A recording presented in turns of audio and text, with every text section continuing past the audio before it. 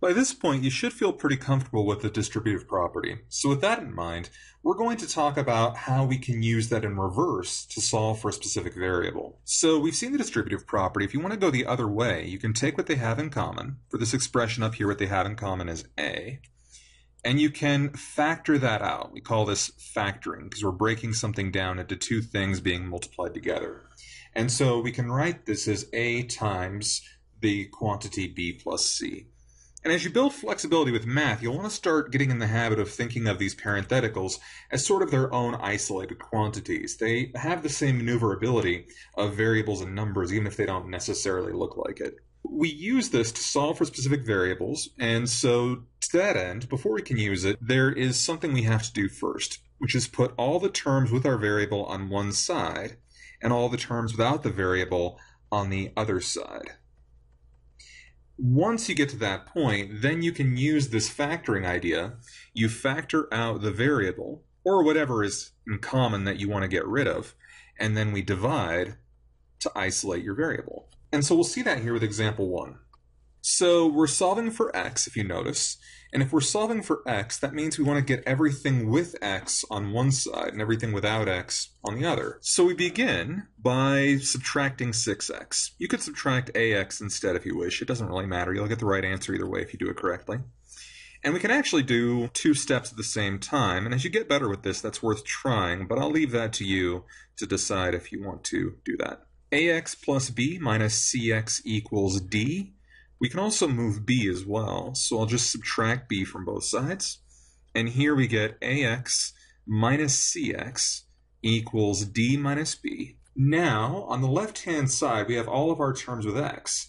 X appears twice in this equation, but we're not going to solve until we can get it to only appear once.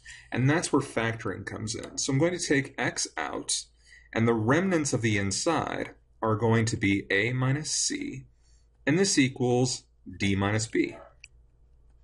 And now we solve by dividing both sides by our parenthetical a minus c, because a minus c is the obstacle to getting x alone. So we divide by a minus c, and we now get that x is equal to d minus b divided by a minus c. When you type this into WAMAP, you'll want to type it in like this. Put the top and the bottom both in parentheses. That will really help you.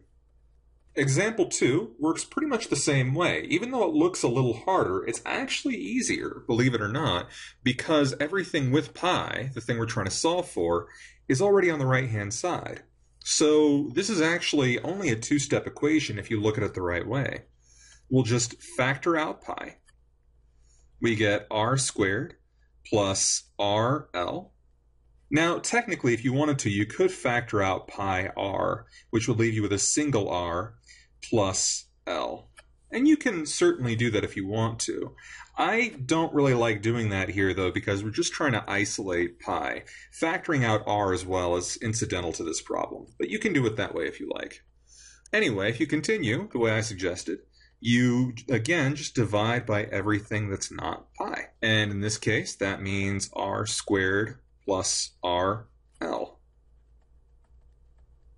And you then get that pi equals a over r squared plus RL.